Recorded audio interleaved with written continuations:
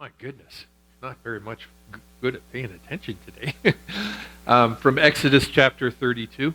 And we're going to be talking today first about, when we're talking about Hold My Beer, we're going to be talking about a collective dumbness, for lack of a better word, collective stupidity today, and then how crowds interact and that kind of thing. So if you want to follow along the passage, you'll be up behind me for a minute.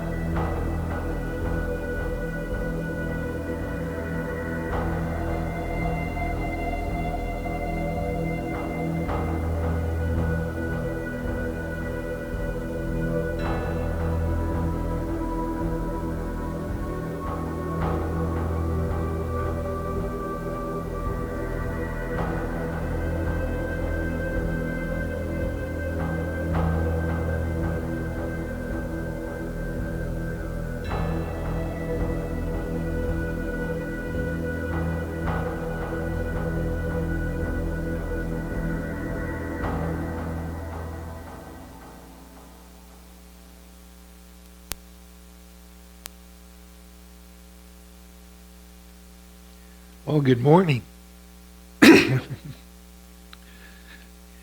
There's a book that came out a few years ago called The Wisdom of Crowds. And it's on a concept called crowdsourcing. Does anybody know what crowdsourcing is? It's a philosophy that believes that a large group of people contributing to a piece of software or an idea or some sort of thing, kind of a Wikipedia idea, is better than a few intellectuals. And so there's been some tremendous breakthroughs in certain inventions and certain software and certain things by basically companies opening it up, and a lot of times people working for free to solve problems or to write software that make these kind of things that are put out there way better. And so there's kind of this philosophy in a lot of business circles, and that is the best way of doing things. And probably with some cases it is. But the question that goes along with the idea of crowdsourcing is who's facilitating. You'll notice when any crowd happens, it can be a good crowd or a bad crowd, basically by narrowing in on the few individuals who are facilitators or beginners or contributors to that crowd. The Greeks used to have a word for crowd called oklos. And oklos was basically the word we use is mob. And it was the idea of a group of people who had lost control and did outrageous things. It was something that, and if you ever visit totalitarian countries or businesses or whatever, they very rarely let people get together because they recognize if people get together and they get a hold of an idea, that's an incredibly strong, powerful force.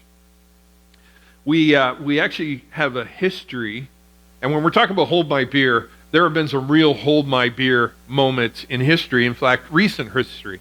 About 400 years ago, there was the tulip controversy where basically people were selling, all their possessions to buy a tulip bulb when tulips were the rage. And there was a few people in Holland that kind of controlled the tulip industry, and kings and queens were trying to buy tulips, and a certain colored tulips were way more expensive than others. We laugh now because you can go to Ottawa with a spade and, go to the tulip festival and dig up as many tulips as you want. They probably get arrested for it. But, the tulips are so common now. There's some right up the side. But there was a time when people were selling their life savings to buy a tulip bulb. Other ideas. You probably heard of Charles Darwin. How many people have heard of Charles Darwin? Right. You ever heard of a guy named Francis Galton? Francis Galton is a cousin of Charles Darwin. At the same time, he was a contemporary. And he came up with a concept, kind of go along with the evolutionary teaching, called eugenics. Eugenics was very, very popular over the last, probably up to about 50 years ago.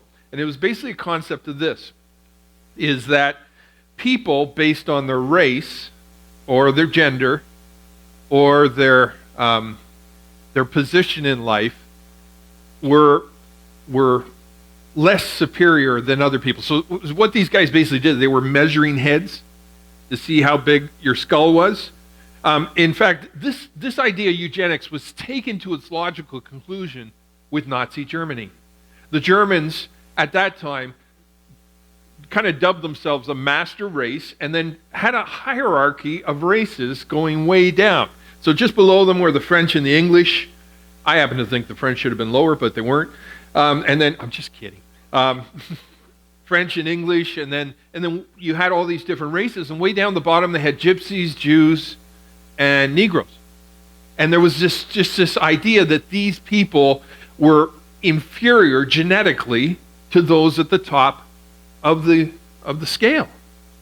And people did horrible things. A lot of people go, why a nation like Nazi Germany murder so many millions and millions of people in death camps? Well, they were taught eugenics, and they thought that they were inferior people and that they should be eliminated because for them to go on was going to taint the human race. What a horrible idea. Yeah, absolutely. They were narcissists. But here's the thing. There are people here who in school were taught some forms of eugenics.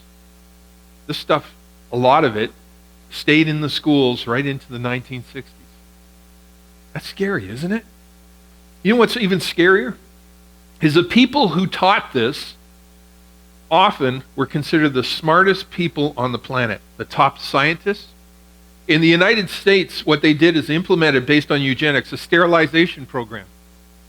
And so they took people who they considered, they had a disability, people who were blind and deaf, or people who were just dirt poor, and they sterilized them. In fact, they did it with people, a lot of times, without their knowledge. There were 33 states in the United States that had sterilization laws, and 68,000 people were sterilized based on eugenics. And this happened within the last 100 years. See, a crowd, if it's facilitated properly, can be a powerful force. But a crowd, if it's facilitated poorly, can be an absolutely horrible situation. It can bring about catastrophic things, including death. It can bring about elimination of nations and races. And this was a view that the smartest people in the world believed up to about 60 or 70 years ago. Isn't that scary? But you can see this kind of thinking happen over and over and over again with the human race. The human race has many hold my beer moments where a group of people got together and thought they knew something or believed something and basically influenced all kinds of people. In the end, tens of millions of people died. The 20th century was the most bloody century in history. In fact, there were more people killed, including more Christians killed, in the 20th century than the 19 previous. And a lot of times they were views and ideas, the idea of communism and Marxism, the idea of Darwinism and eugenics and all these kind of things killed millions and millions and tens and hundreds of millions of people in the last century. Where a few people took an idea and allowed it to run to its logical conclusion. So, now on a nice, bright, cheery morning, don't you feel good now knowing that? Happy New Year. Yeah, that's great. Pastor was talking about genocide today. Yeah. Well, this kind of principle can apply to groups of people in the Bible. There are times groups of people, large groups of people, made huge mistakes. And probably one of the principal ones is found in Exodus chapter 32. Exodus 32, we have the children of Israel. These are people who have just been liberated from Egypt. They were slaves in Egypt, the children of Israel, for 400 years. So can you imagine you today are a slave, and 400 years ago, which is basically in the 1700s, your ancestors were slaves. You've been slaves that long, 17 or 1600s. Isn't that incredible? That's a long time. And God heard the cry of his people, so he sent a leader named Moses. Moses went, he teamed up with his brother Aaron and his sister Miriam, and basically challenged the greatest empire of their day to release the Hebrew people. The Pharaoh tried to stop this. He worked against it. He used all the power of his office to try to prevent the Jews from being released.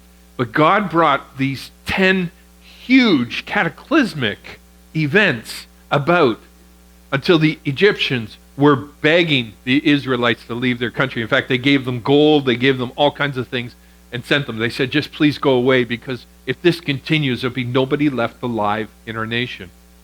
And the Israelites saw this. They would see the plagues. They would see all this happening. They see Moses going before Pharaoh, and they would see God act, and they would see this. And then miracle of miracles, the day comes where they're not only able to leave, they're rewarded for leaving. And people who have been slaves their whole lives are led into the wilderness. Now, here's a problem with large groups of people in the wilderness. These are people that have had the leadership beaten out of them for centuries. The idea of thinking on your own or making decisions on your own it never comes into the concept of a slave. A slave is always dependent on whatever their master wants. And so these people who have been slaves for so long are suddenly given a certain amount of autonomy.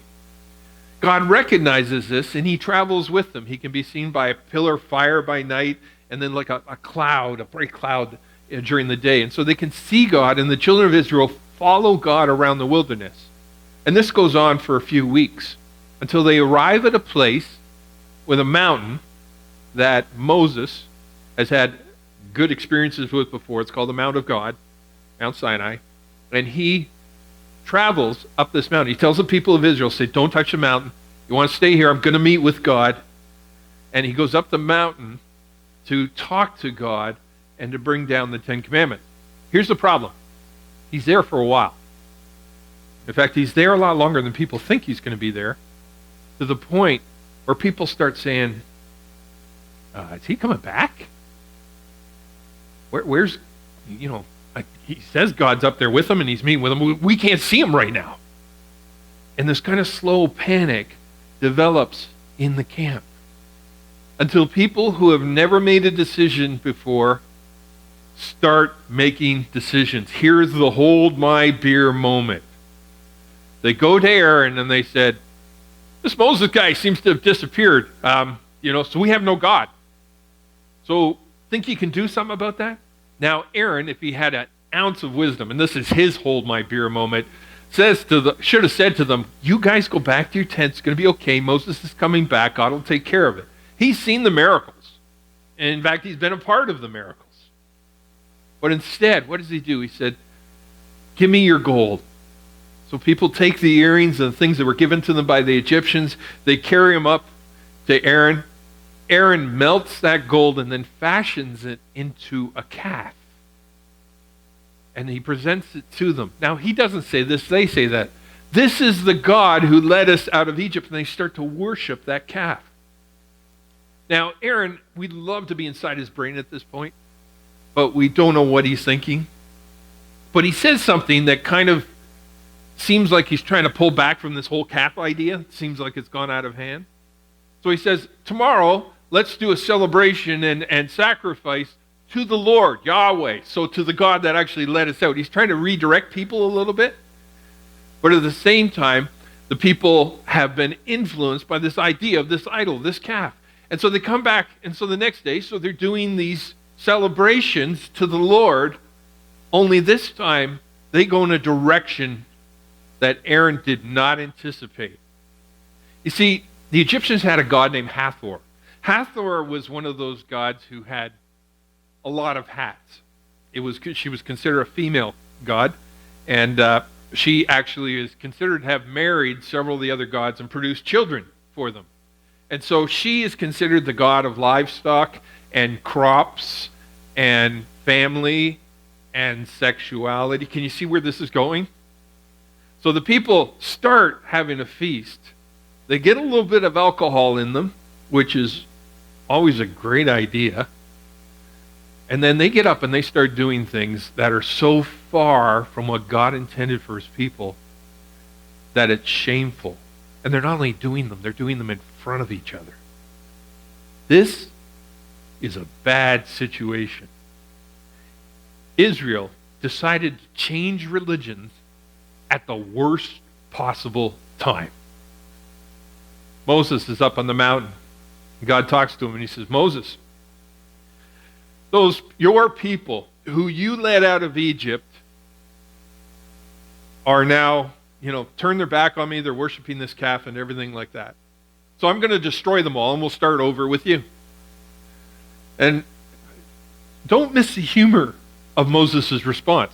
Lord, your people that you led out of Egypt, you see, neither one of them wanted them at that point, right? And so he intercedes on behalf of them, or for them, and God relents. And then Moses travels down. He comes about halfway down the mountain. Joshua is with him, who's waiting there for him. And Joshua says, it sounds like there's war in the camp. He says, no, this isn't the sound of war. This is the sound of singing and celebrating. Moses goes down. And God didn't tell him to do this. This is actually a little insight into Moses, who had a temper problem. He really did. In fact, his temper is eventually going to prevent him from actually traveling into the promised land. But he takes the 10 commandments that God has written, the commands of God, and he smashes them at the bottom of the mountain. He loses his temper. Then he takes the golden calf. He burns it until it's all little dust and particles and stuff. He puts it in water and makes the Israelites drink it. That shows what he thought of their God, right? And this interaction goes on, and then he confronts Aaron, his brother, the one who made this calf, who fashioned it. And Aaron comes up with a dense answer, an obvious lie. Aaron said, when they said they, hadn't heard from you, I said, well, provide your gold and all this kind of stuff. I was probably going to use it for a noble, but I put it in the fire and out leapt this calf. It just happened.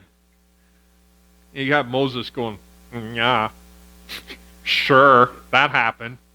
Oh yeah, that's plausible. You just throw the gold in the fire and out comes a calf. Must be something behind this, kind of thing.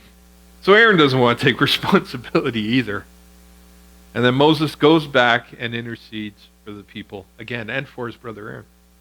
So what can we learn from this? 3 things about hold my beer, okay? 3 things that we can learn from. The first is the concept of idolatry. Now, we don't talk about idolatry. There's no Canadian laws on idolatry. In fact, a lot of churches don't talk about idolatry because we think of idolatry as forming some sort of image like, and examples probably in our world of that kind of idolatry would be a Buddha or, some sort of set up religious that people go and pray to and intercede with and all those kind of things. It's basically offering a tangible representative of something you want to worship. But God has and does take idolatry very seriously. In fact, the first commandment is, it comes along with it is, and God spoke these words, I am the Lord your God who brought you out of Egypt and out of the land of slavery. You shall have no other gods before me. Now, why does God say that? Is he like an egotist? Mike, if you want to bring the mic around, we can ask a few people. Why would God consider idolatry such a serious issue? We've got Jeremy over here and we've got Ashley over here. Yeah, it's run, buddy. This is your New Year's resolution. You can just jog around the room. I could take a stab at this, but I think when people worship gods, it's like with me doing my music, I have a love for music. But if I do it in a sense that, I mean, I don't want to say it by condoning myself that it's not bad, but it's just that I've heard someone once tell me when I had a meeting with a friend of mine that if you idolatrize, if you put too much idol into your worship with the music, then you obviously are worshiping God. You're worshiping the music rather than... But you want to worship God, the heaven God, or Jesus Christ, because you don't want to have those opposites. So, That's a good answer. Matt Redman, who's written a lot of the songs we sing here, years ago at their church, they had this huge aha moment where church had become so much about their music, and you can bring that up to Ashley because I'll let her answer in a second. But the church had become so much about music that it was like people were fighting over, and it became a big deal in that. And the pastor of that church says, okay, until we hear from God, there'll be no more worship in this church. And it went on for weeks and weeks while they waited on God. And they waited for God to speak to them. And then the pastor one Sunday, it's like 6 or 8 weeks, John, you probably know more than I do, but came forward and he said, now we're ready. And what song did Matt Redman? He wrote a song he had written called, was it Heart of Worship? When the music fades and all is left away, when I simply come. He took worship down to its base, and the people started over, and the worship was about God. Ashley. So I was going to say basically what Jeremy said, but also I think he takes it so seriously because like he's the one that made us in the first place. So it's like if we don't give thanks and worship him and stuff, we're basically like slapping him in the face, kind of. Yes, it is. It is. It's giving somewhere he should be in our heart to something else. And you say, well, what's a big deal? Why is God so uptight about that? Well, a couple of things, okay? Idols are gods that we come up with. They're kind of made by us. So if you have something as an idol in your life, and it could be money. In fact, for a lot of people in North America, it's money. I mean, if I asked you all to take out your wallets and hand them to the person next to you, you would get this deep sense of panic in your stomach, probably, right? Because possessions are so important to us. It might be your car, it might be intimacy, it might be drugs, it might be your status in life, all these kind of things. When you put that first, that's a God you control and you design. And people have a long history of designing those gods in ways that are self-destructive. And so when this happens, when we put things where God should be, what happens is normally self-destructive. In fact, always. And if you want to see an example of that, this is the children of Israel. They start that day with a celebration about God, and it ends up with this horrible situation of rioting and carrying on and promiscuousness. It just turns into this drunk situation that's horribly destructive. That was one day after they switched to this idol. God takes idols seriously. Some people will say, well, okay, what we want to do is put God first and then family and all that, and we prioritize. This seems like a logical thing to do. But a follower of Christ just has one thing on the list. It's God. We seek him first, and then we, from that relationship, base everything else on. Our marriage, our job, our ministry, all those things come from that one source. Worship the Lord and worship him only. And you might be saying, Scott, do you want me to become a fanatic? I don't want to become a Bible thumper. I've heard that before, and can I just say, the people that I've met in my life who give themselves wholly to Jesus are the most grounded, kind, considerate, smart, wise people. They really are. They're incredible. When we refuse to give ourselves to God and when we allow the idols to stand in the way, these gods that we design, it never ends up in a good place. Idolatry is me prioritizing something over God. And there's kind of this smarmy attitude sometimes in this world where, well, I can't believe in that God. He killed people in the Old Testament. Well, I can't believe in this Jesus. He lived 2,000 years ago. What do they know? We're really smart now. In fact, we have eugenics, right? This kind of smarmy, I'm smarter than people. Or I'm smarter than God, and I'm smarter than people. And that kind of arrogance never leads to a good place. And if we learned anything from the 20th century, a godless situation leads to the worst possible outcome, as it did with Israel. Okay, second thing I want to stand out here, kind of jumps out at me. And if you want to go to the next slide for me. Thanks. Oh, actually I want to read this passage because this kind of ties into this. From 1 Corinthians 10. For I do not want you to be ignorant of the fact, brothers and sisters, that our ancestors were all under the cloud, that they all passed through the sea. They were all baptized into Moses and the cloud and the sea. They ate the same spiritual food and drank the same spiritual drink.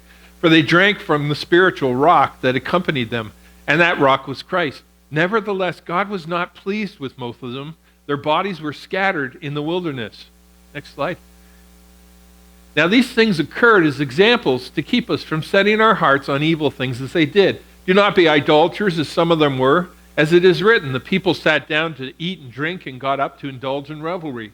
We should not commit sexual immorality as some of them did. And on that day, one day, 23,000 of them died. We should not test Christ as some of them did and were killed by snakes. And do not grumble as some of them did and were killed by the destroying angel.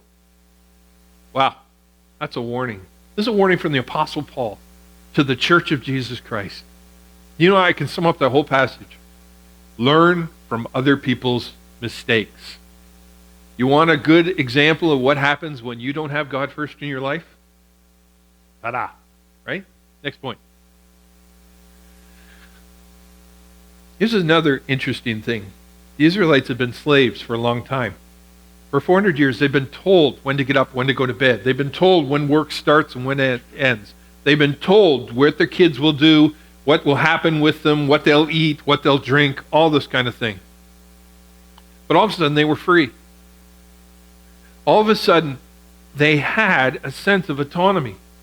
All of a sudden, they weren't under the whip and chains of Egypt. Yet, we have this situation that happens and they start acting like slaves again. Don't miss this. Because there's something to be said for a follower of Jesus Christ who acts like they did before they became a follower of Jesus Christ. You ever feel that call? Paul calls it the flesh, or the old man, or your old self, or the sinful nature. Now here's the thing. God wants you to be holy, but he wants you to be human too. Okay? I'm not talking about your humanity. There are all kinds of things in your humanity that are good and awesome and free. There's a reason God gave you taste buds and made sex pleasurable. There's a reason for these things.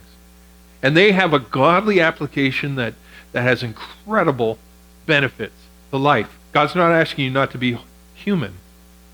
But at the same time, when I accept Christ and become a follower of Jesus Christ, I'm transformed from the inside out.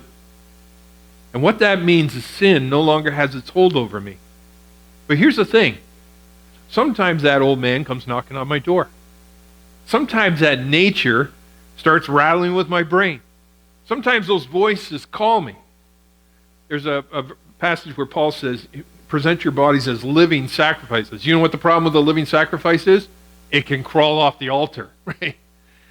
And so there's times when people who are free allow themselves to come under the bondage of slavery again. And so they live in this kind of half world. Sometimes they're following Christ, and then sometimes they're their old self, and this awful stuff comes out, and this sinful behavior. And what people often say is, I can't believe I did that. That's not me. And you know what? They're absolutely right. If you're a follower of Jesus Christ, that's not you.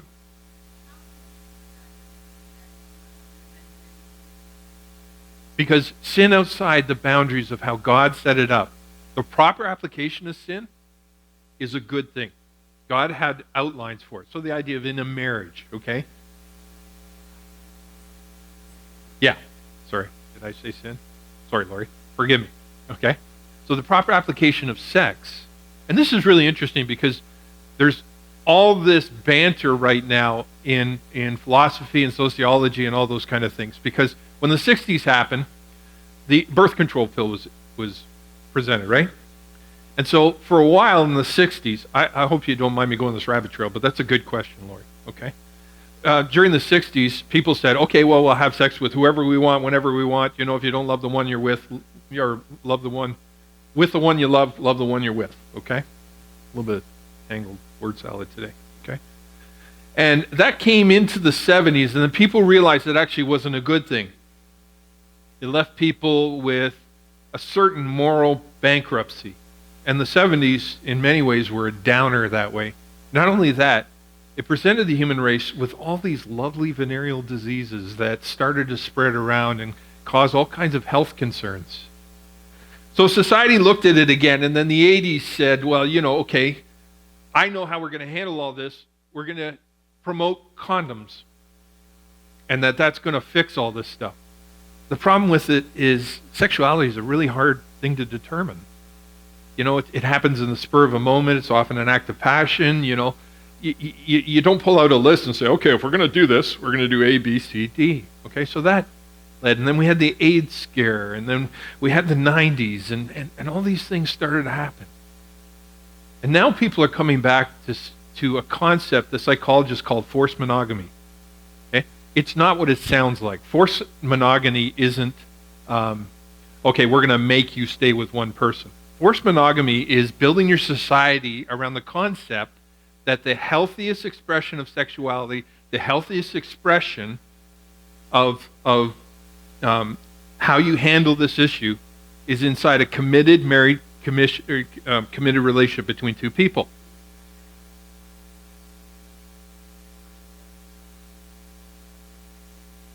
Yes. Yes. Exactly. Exactly. Well, that's what God, way back in the beginning with Adam and Eve, he said the man will leave his father and his mother and unite with his wife. That was a sexual term, and will become one flesh. The idea that God looks at a married couple, he doesn't see two people anymore. He sees one flesh. Now, our society is starting to come back to that, where you're starting to get some pretty smart people go, maybe this whole monogamy thing, maybe this whole marriage thing isn't such a bad concept. The problem is the cat's out of the bag, so there's all these other issues that go along with it, okay? And sorry, that's a long answer to a question, but it was a great question. Sex is not evil. God designed sex. It's his idea. Sex is great. It brings babies. I mean, what's better than babies? Yeah, it brings babies and smiles. And that's a good thing. But God had a proper application to it. What happened in the camp with Israel is people started sleeping with each other and trading partners and all this kind of stuff started to happen. It does. That's right. Sex is a spiritual issue. You should get up here and preach this. You're good at that. That's awesome. You're a smart lady. I feel like kind of intimidated now. Okay. All right. I'm okay. I can keep going. You guys going to let me keep going? All right. Okay, good. This is good stuff. I'm glad we talk about this. This is why we kind of allow comments and questions and all that kind of stuff. The psalmist wrote, truly I am your servant, Lord. I serve you just as my mother did. You have freed me from my chains. Psalm 116 and 16. Chains, the idea of broken chains. The Israelites were freed from their chains. Now, you don't know a lot about me. I know some of you have been in families that have been Christians for generations. And I know some of you, this is your first introduction to Jesus. And I share that with you in a way because I became a Christian when I was 11 years old. But my family background is anything but Christian. And I knew my father fairly well. He died when I was 15 years old, but when I was 13, he became a follower of Christ. He was 46 years old. And my father wore a lot of chains. He had a lot of chains. Every time I saw him, he was with a different woman. He smoked so badly he was destroying his body. By the way, smoking, that doesn't mean you're going to hell. It's not a sin. You just smell like you've been there if you do it. But he was a slave to smoking. Sometimes I saw him, before he became a follower of Christ, drink and start saying some really stupid things, which was incredible because he normally said stupid things when he's sober. Yeah, it's an addiction. Exactly. And he was someone that struggled with these things. So what do? I'm a follower of Christ. My father and my grandfather and my father's father and my father's grandfather, father's father, they all had these chains. So what do? It was incredibly difficult, but in a way so right that from that time I became a follower of Christ. I recognized one by one that these chains couldn't keep me, that they were broken. I have a history in my family of anger, explosive rage, anger. And I'll tell you, that was one chain that was hard to break. But now I only get angry when I should get angry, for the most part. And I've lost that sense where I lose control. It wasn't I went around beating people up, but I could lose my head. And some of you do as well. It broke to where if you were to take my father before he died and put him next to me, you would have not seen the family resemblance in some ways. No, I had his nose and his chin in some ways, but for the most part, our lives were radically different. And I'm so glad he became a follower of Christ, because he was able to break some of those chains, and he was making progress, and he loved God. But some of you here have made a commitment to Jesus Christ, and you still have these chains. And what you don't realize is they're broken.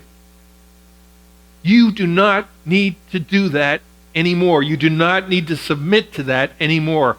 And coming against it and beating it might mean confession. It might mean a radical change. It might mean counseling. It might mean hanging out with different people. You do what you need to do, but you can do it because you have Jesus. And he can help you through those things. Yes?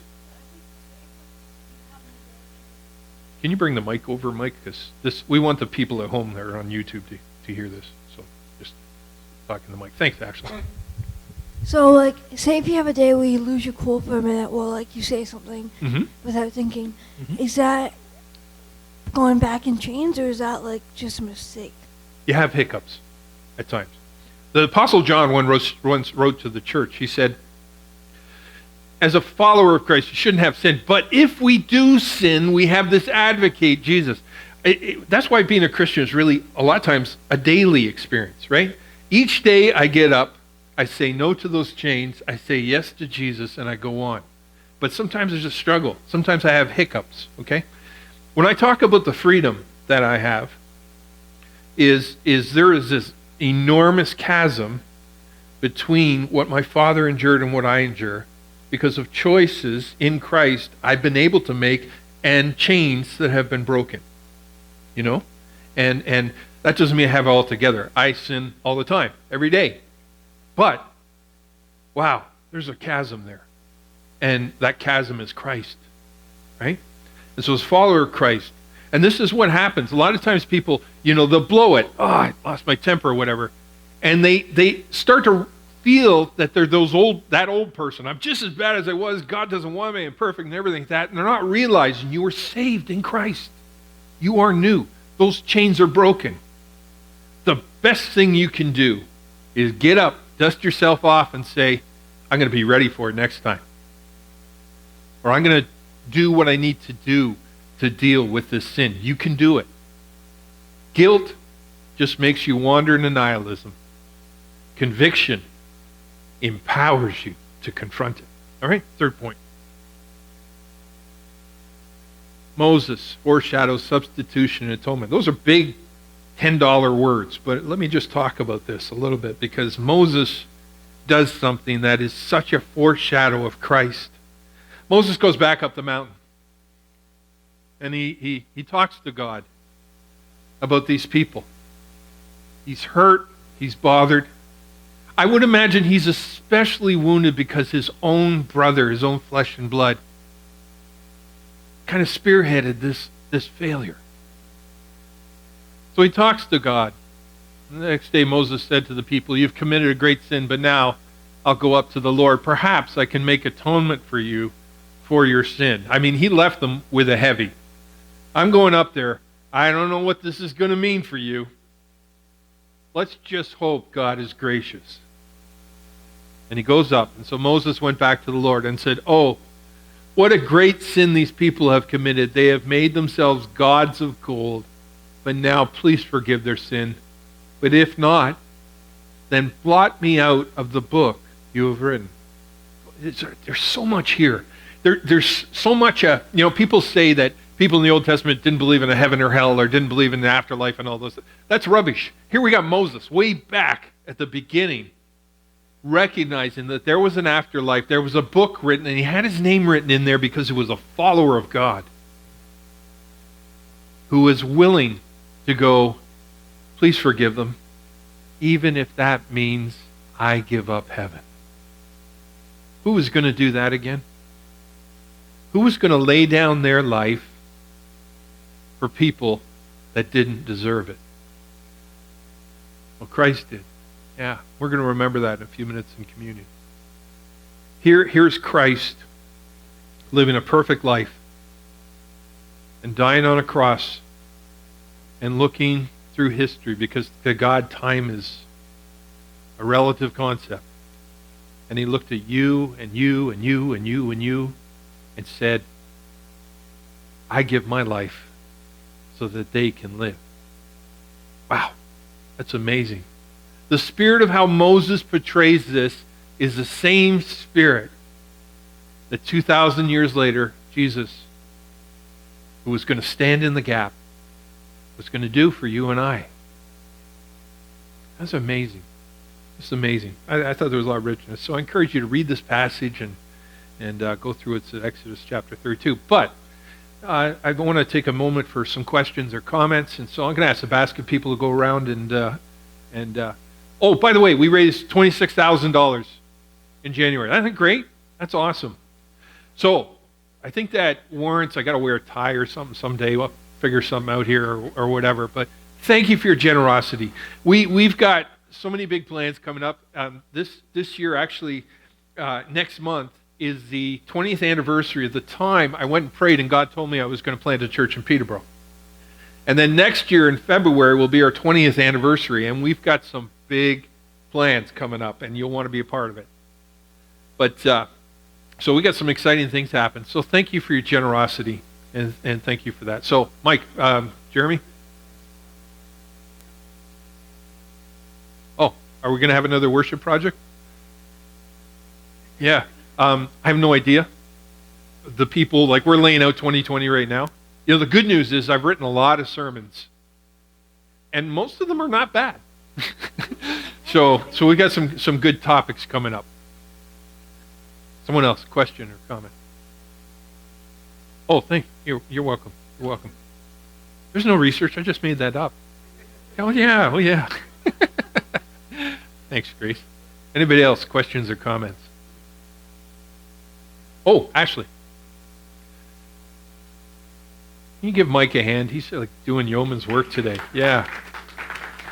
He's not just another pretty face. I was gonna say, why don't we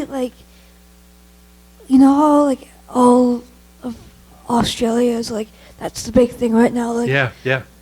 What if we tried to do something to help them? Yeah. Do you get what I mean? You mean as a church? Yeah. Well, it's possible. Like I said, you can't. As a church, as a charity, we have many things we support internationally and a lot of causes like that. It's definitely something we can talk about as a board or whatever. We generally try to refer people to places like the Red Cross and World Vision, because those places are actually on the ground operating in those theaters. And so where our chance to contribute to that may be limited, those organizations are ones I refer you directly to, because they're the ones that are actually doing the work on the ground, and they provide some good ways of doing that. So we generally, with disasters, that tends to be what we do, and we know that many of you are generous with those kind of things, as you are here. So that's not a bad idea. Anybody else, questions or comments? Oh, all right. We got to wait for the mic. Okay. Zip it. Zip it. Zip. Okay, now go. I remember in the story where it was talking about when Moses had to give the offering of the gods, the calf that you showed there. Yeah. And of course, in the Ten Commandments, it's a really interesting, profound scene, because it makes you think, why would they have to give such an offering to God, which is not really the true God, obviously. Yeah. So I kind of thought, wow, it's powerful, because then Moses had to go back up and break those slabs of Ten Commandments because they weren't following God's laws. Yeah. So, you know, it's a sad story, because it ends up having so many bad repercussions, negative repercussions on the children of Israel. But there's some really beautiful things that come out of this. Moses' relationship with God in the following chapter is one of the most beautiful in the Bible, where he begs God, let me see your face, let me see your presence. And it's a passage where God puts him up in the mountain, hides him in a cleft, comes by, and it's, and speaks to him. And like, there's just so many amazing passages that happen after there, including Moses saying, if we're going to do this, God, we can't do it without you. We don't want to go without you. Please come with us. Wow, that's amazing. I mean, that's our prayer for our church, right? As we go forward, we need God's presence. All right, why don't you stand, and we'll close in a song. Thank you.